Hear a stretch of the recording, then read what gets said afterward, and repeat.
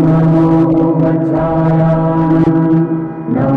लोय सबसाहूणम् ऐसो पंचनमुत्तारो सर्वपापप्रणाशनो मंगलानं सर्वेसिं परमं वै मंगलम्।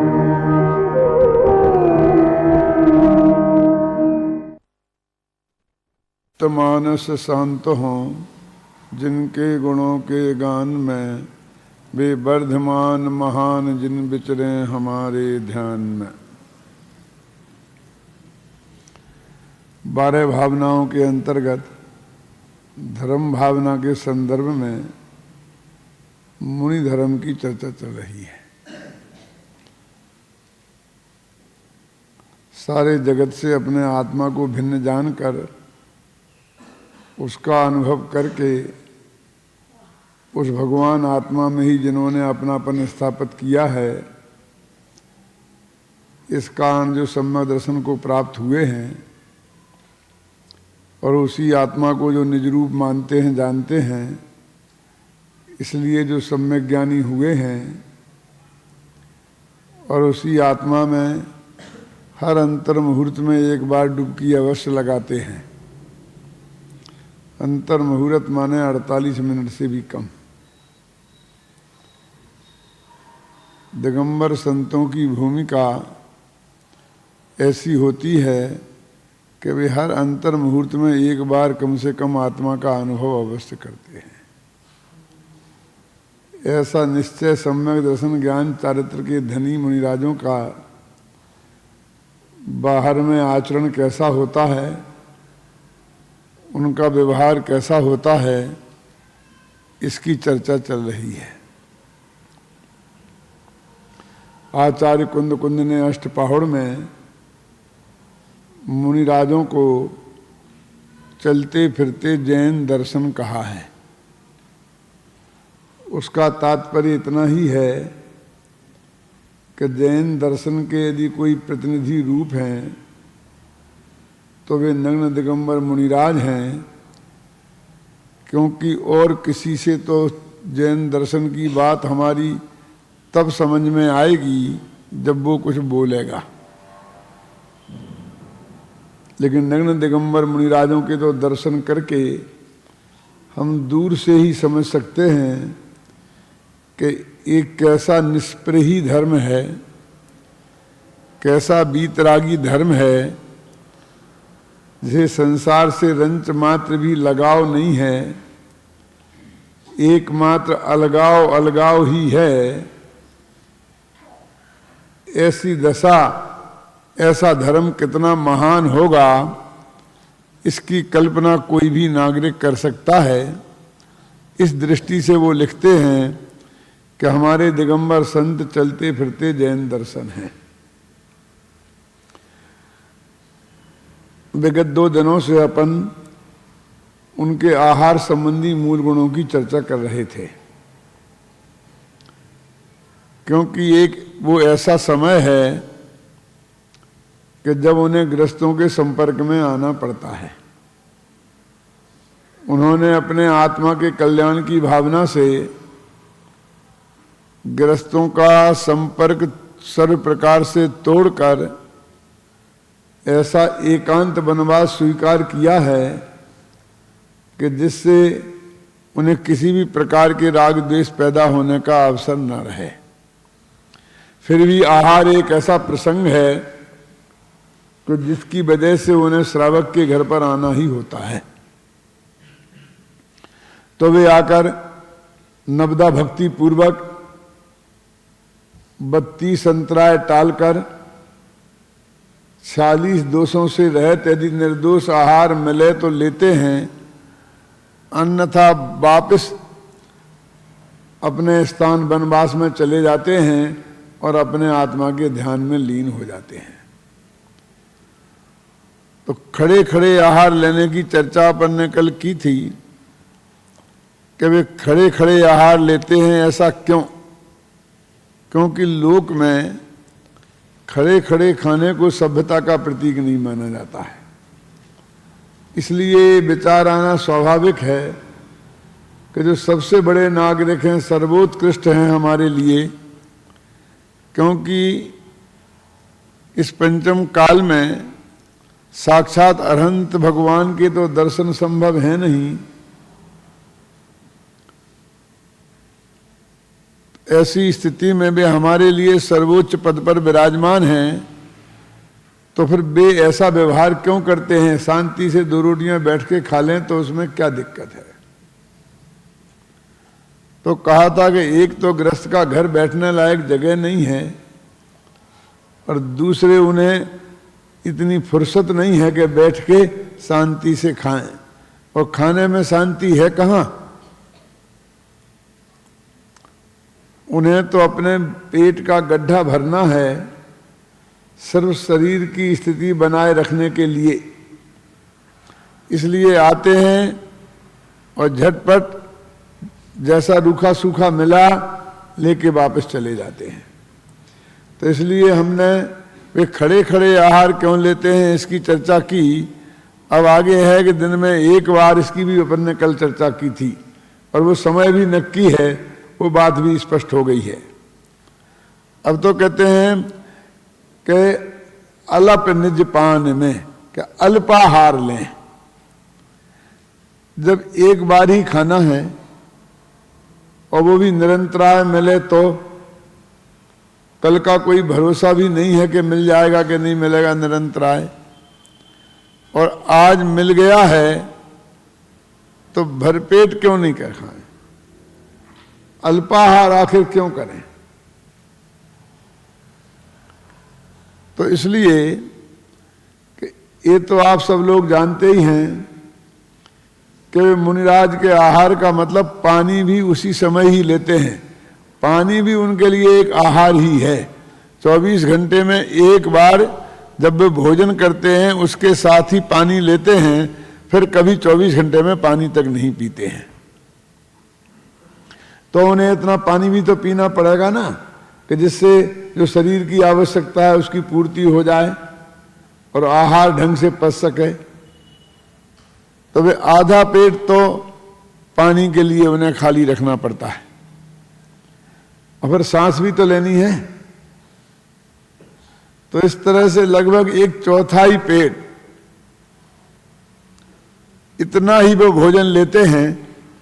और हम गृहस्थों से ऐसा तो है नहीं कि फिर जाकर के भोजन करके घंटे भर आराम से सो गए। उन्हें तो वापस जाते ही आत्मा के ध्यान में बैठना है। और ये बात भी आप लोग बहुत अच्छी तरह जानते हैं कि यदि पेट भर के भोजन कर लिया जाए तो उसके बाद आलस अवश्य आता है। और यही कारण है कि आप देखते हैं कि विद्यार्थी लोग जब परीक्षाओं का समय आ जाता है ना, तो उनका भोजन भी अल्पाहार हो जाता है। मुनिराजों की वैसी ही स्थिति है कि जैसे एक विद्यार्थी की परीक्षाएं हैं तो वो भोजन कम करता है, तो इसलिए करता है कि इससे उसे नींद न आए, और थोड़ा बहुत करता है तो इसलिए करता है क्योंकि खाली पेट से भी पढ़ाई होती नहीं है। उसका जो भी भोजन लेना है वो भी अपनी पढ़ाई के लिए है, और कम लेना है या नहीं लेना है वो भी पढ़ाई के लिए है। ऐसे ही हमारे साधु संतों का आहार लेना भी आत्मा के कल्याण के उद्देश्य से है, और कम लेने के पीछे भी वही कारण है कि जिससे उन्हें आलस न आए। ये आप जानते हैं कि एक मुनिराज हैं, अत्यंत वृद्ध हैं, कमजोर हैं, और सामयिक करते वक्त उनको नींद आ जाए और आचार्य महाराज के पास जाएं और वो अपनी गलती निवेदन करें, तो आचार्य महाराज उसे क्या प्रायश्चित देते हैं कि अब तुम महीने भर तक उपवास नहीं करोगे। लेकिन एक नई उम्र के मुनिराज को सामयिक में आलस आ जाए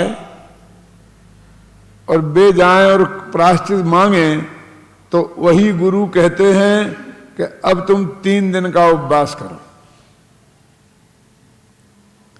तो आप कहें एक से ही अपराध का अलग अलग दंड क्यों, एक सी ही भूल का अलग अलग प्रायश्चित क्यों? क्योंकि उन वृद्ध मुनिराज को कमजोरी के कारण नींद आई है, इसलिए उन्हें उपवास करने की मनाही है। और ये नई उम्र के अत्यंत तंदुरुस्त साधु को कुछ थोड़ा सा समझ लीजिए कि वो मद जैसा वो होता है, उसके कारण आलस आया है, इसलिए उनका परिहार है उपवास, जिससे कि उससे थोड़ी उनकी पोजीशन नॉर्मल हो जाएगी। सवाल दंड देने का नहीं है, सवाल ये इंतजाम करने का है कि भविष्य में ऐसी गलती द्वारा ना हो, सामयिक के काल में द्वारा आलस न आए। इसलिए मैं ये कहता हूं कि उनका जो आहार है वो भी आत्म साधना के लिए है, अल्पाहार है वो भी आत्म साधना के लिए है, और खड़े खड़े आहार लेना है वो भी आत्म साधना के लिए है। और एक बात यह है कि निज पान में, अपने हाथ में, आप जानते हैं ऐसी मुद्रा बनाकर हाथों को जोड़कर और मुनिराज आहार लेते हैं। गृहस्थ उनके हाथ में देता है तो उसे इस तरह से उसे देखकर सोचते हैं और फिर उसे लेते हैं। जब भोजन लेना ही है तो थाली में ले लेने से क्या तकलीफ है? कोई थाली तो खाने की चीज है नहीं। जब गृहस्थ के यहां से भोजन लिया ही है तो थाली में लेने में क्या हानि है? तो एक बात तो यह है कि भोजन है वो भोग सामग्री है और थाली है वो उपभोग सामग्री है। भोग और उपभोग का अंतर तो मैंने पहले बताया था, भोग उपभोग परिमाण वृत्त में। जो वस्तु एक बार भोगने में आती है उसे भोग बोलते हैं, और जो बार बार भोगने में आती है उसे उपभोग बोलते हैं। जो उन्होंने लिया है वो वापस देने के लिए नहीं है, और बर्तन को तो अपने पास रखना नहीं है ना, इसलिए बर्तन का उपयोग क्यों करें? और दूसरे, जितनी स्वाधीनता और जैसी स्वाधीनता हाथ में आहार लेने में है, उतनी और वैसी स्वाधीनता बर्तन में लेने में नहीं है। क्यों? हम देखते हैं कि हम गृहस्थ लोग हैं, साधारण विद्वान लोग हैं, जब हम तत्व की बात समझाते हैं जनता को तो वो हमसे इतनी उपकृत हो जाती है, उसके हृदय में हमारे प्रति इतना स्नेह उमड़ता है, वात्सल्य भाव उमड़ता है कि वो सारा वात्सल्य भाव भोजन की थाली पर उतरता है। और हमें आधी से ज्यादा शक्ति अपनी थाली की सुरक्षा में लगानी पड़ती है। हर आदमी आता है और कहता थोड़ा, एक मेरे हाथ से, एक मेरे हाथ से, एक मेरे हाथ से, मना करने पर भी कुछ ना कुछ डालते हैं। तो इस तरह से ऐसे रोकते रोकते परेशान हो जाते हैं, शांति से भोजन भी नहीं कर पाते हैं। हम साधारण गृहस्थों की ये पोजीशन है, तो वे तो मुनिराज हैं, उनके प्रति तो गृहस्थों के हृदय में अपार भक्ति होती है, और हर एक आदमी चाहता है कि थोड़ा मेरे हाथ से, थोड़ा मेरे हाथ से। तो वे कहां ही सुरक्षा के चक्कर में रहे कि मना करते करते, मौन व्रत लेकर के जीवने वाले तो हाथ में कोई ज्यादा डालने की संभावना नहीं है। और अपने हाथ को तो ऐसा किया जा सकता है ना, नहीं लेना हो तो, लेकिन थाली को कहां से बचाते फिरें? चारों तरफ से आक्रमण होता है भक्तों का। और हाथ में तो बहुत से बहुत डालेगा तो एक कोर ही तो ज्यादा डाल देगा,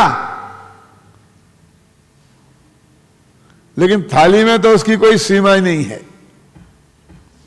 इसलिए हाथ के भोजन में जो स्वाधीनता है वो बर्तन में, थाली में भोजन लेने में वो स्वाधीनता नहीं है। तीसरी बात, खड़े खड़े आहार लेने वाले को एक हाथ से थाली पकड़ के ही रखनी पड़ेगी कि दूसरे पकड़ के रखेंगे, फिर चौकी आ जाएगी, फिर टेबल कुर्सी आ जाएगी, फिर अनेक झंझटें उसके साथ खड़ी होंगी। खड़े खड़े हाथ में कोई बर्तन लेके कैसे खाया जा सकता है? तो इस दृष्टि से भी बर्तन में खाने की बात संभव नहीं है। और सबसे बड़ी बात तो यह है कि ये जो ग्रस्त लोग हैं ना, इन्हें अपने वैभव के प्रदर्शन का बहुत शौक होता है।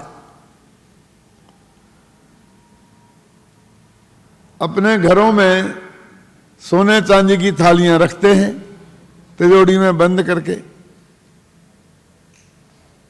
और जब हम जैसे विद्वान लोग पहुंचते हैं तो वे थालियां निकलती हैं। हमारे घर में कोई सोने चांदी की थाली नहीं है, लेकिन हम साल में 6 महीना चांदी की थालियों में खाना खाते हैं, सेठों की। वो सेठ लोग तो, उन्हें तो चांदी की थालियों में खाने को कभी मिलता ही नहीं है, क्योंकि इतना पुण्य उनके पल्ले में है ही नहीं। वो तो कांसे के बर्तनों में खाते थे पहले, फिर पीतल के में खाने लगे, फिर उतना भी पुण्य नहीं रहा तो लोहे के बर्तनों में खाने लग गए हैं। ये तो आप लोग जानते हैं ना कि पहले कैदियों को लोहे के बर्तनों में खाना दिया जाता था। जब मैं ये बात कहता हूं तो बहुत से लोग कहते हैं कि साहब लोहे की क्या बात है, वो तो स्टील की थाली है। तो मैं पूछता हूं कि स्टील माने क्या होता है? लोहा? हाँ, होता तो लोहा ही है, लेकिन वो तो स्टेनलेस स्टील है।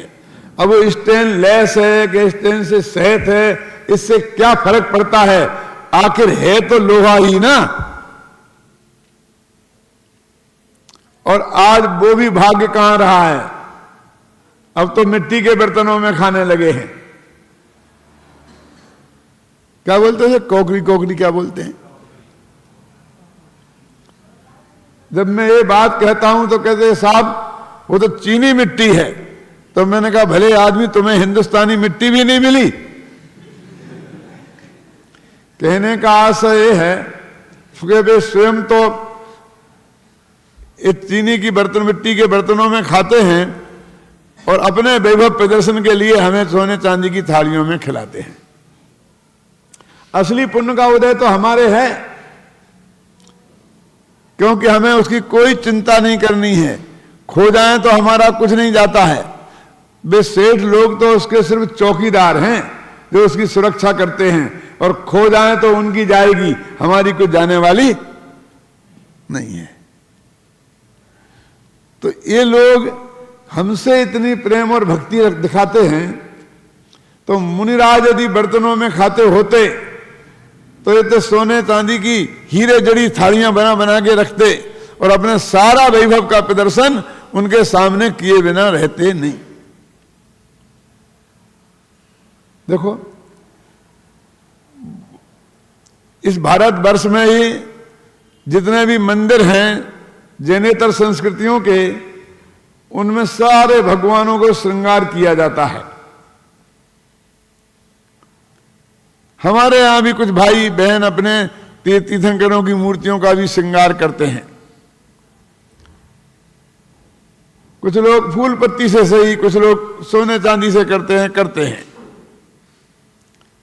लेकिन वीतरागी जो दिगंबर धर्म है, उसमें तो रंच मात्र भी किसी बाह्य वस्तु के संयोग की रंच मात्र भी गुंजाइश नहीं है। बनारसी दास जी ने नाटक समय सार में लिखा है कि जिन प्रतिमा जिन सारखी कही जिनागम माही, रंच मात्र दूषण लगे तो वह जिन्हें प्रतिमा नाही। कि जिनेंद्र भगवान की प्रतिमा तो जिनेंद्र भगवान जैसी ही समझना।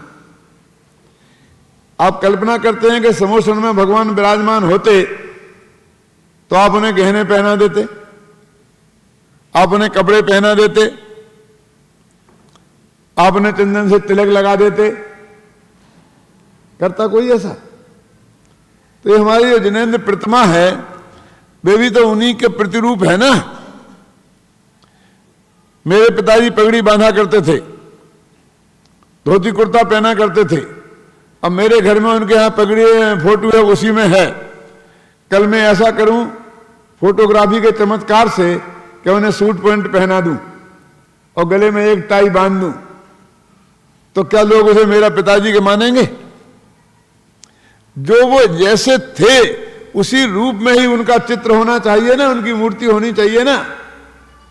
गांधी जी की मूर्ति गांधी जी के वेश में होना चाहिए ना, नेहरू जी की नेहरू जी की में, सुभाष जी का स्टैच्यू सुभाष जी जैसा होना चाहिए ना। तो जिनेंद्र भगवान का स्टैच्यू भी जिनेंद्र भगवान जैसा होना चाहिए ना। इसी बात पर उन्होंने ध्यान आकर्षित किया कि जिन प्रतिमा जिन सारखी कही जिनागम।